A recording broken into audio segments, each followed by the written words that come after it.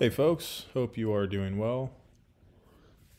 So I'm sitting here looking at the USGS latest Quakes map, and one thing that I've noticed, kind of a trend you could say, is typically within a 24 period of time on the magnitude 2.5 and above earthquake map, we will see over 30 earthquakes. I would say generally between 35 and 50 earthquakes on average. And typically there tend to be earthquakes of that magnitude or higher that occur within about an hour and a half or a 2 hour interval of each other. And right now I'm actually recovering from COVID. My son had it early last week.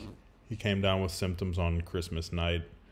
And I figured if I hadn't already been exposed to it or had an asymptomatic instance or occurrence of the virus infection, that I would be okay because I hadn't had any symptoms until New Year's Eve.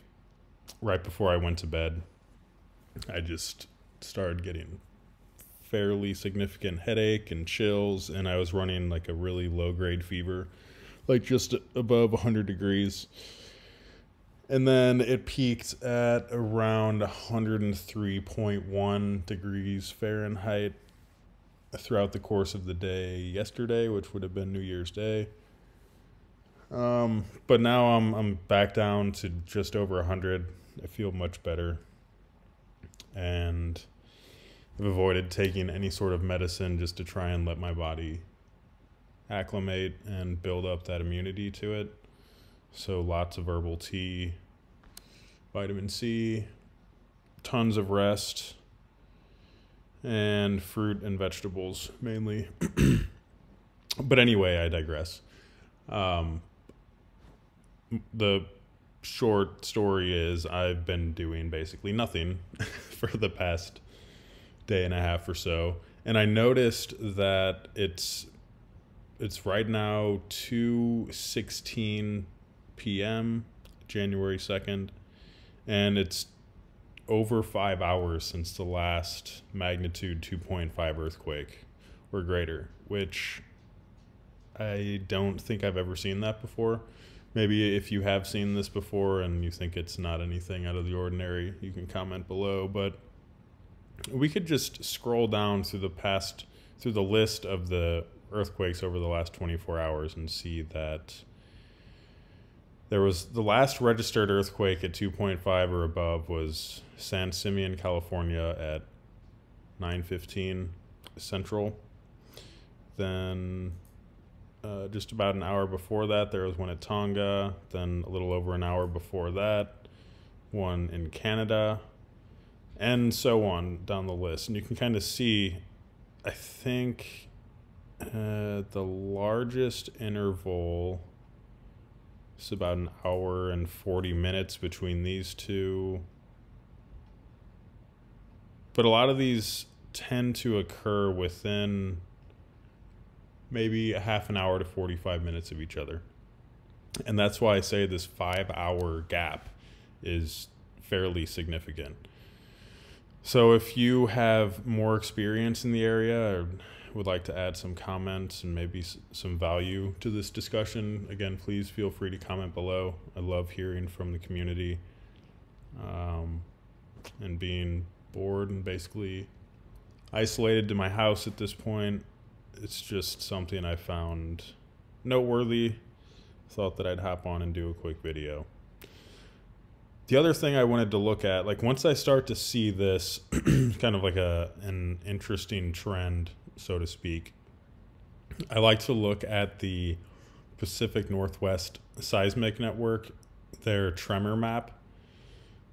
So we can see that on New Year's Day, there were about 200 tremors registered, and we can see all those here on the map. below. And what I like to do is get a feel for the trend of what these tremors have been like over the past week or two. So it's very easy to use this map. You can just go back in time. We'll look at the previous day, New Year's Eve. There were about 87, 54 the day before that, 28, 17, and then we hit 0 tremors. This 2 days after Christmas. The day after Christmas, 0. Christmas Day, 0. Christmas Eve, 0. Christmas Eve, aka Festivus, 0. And then December 22nd, we see 11. The 21st, 37. The 20th, 54. I don't know that I see a particular trend here, and some may argue that this fairly significant gap of 0 epicenters that's observed between, what was it, the 23rd and 27th, maybe that's the result of scientists taking time off. Because essentially what it says is there's no tremor in this time range. I don't know what that means from a technical perspective. Maybe they have someone who performs manual review and uploads the data each day. Because I can say that what happens is, I believe it's at 8 p.m. Central Time for me. That's when the graph will update. So if we look at today, January 2nd, we'll see that there are 0 epicenters. But if I were to come back in about 6 hours, we should see that data populated. But using that thought process of maybe that gap between the 23rd and 27 was due to no one being at work, then I don't know why on December 31st and January 1st there would be data. Who knows? But this could be some sort of indication that pressure was building up and then we're seeing a slight release. However, again, when I see this, we're now over 5 hours between the last 2.5 or above. And if we filter to all earthquakes, we can see there's only been 194 earthquakes registered within that time frame, which is pretty low, I would say.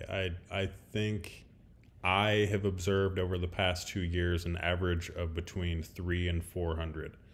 So all indications lead me to believe that there is a fairly significant drop-off in activity. And I'm curious, if you're still watching this video, where do you think the next significant quake is going to be? So comment below, let me know.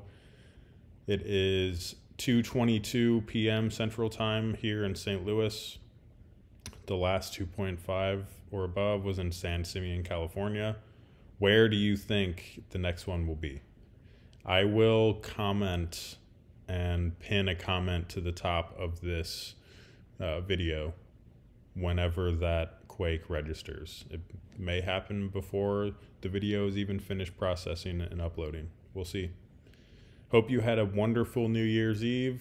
Hope everyone is staying safe, healthy, and taking great physical and mental care of themselves heading into this new year. Peace.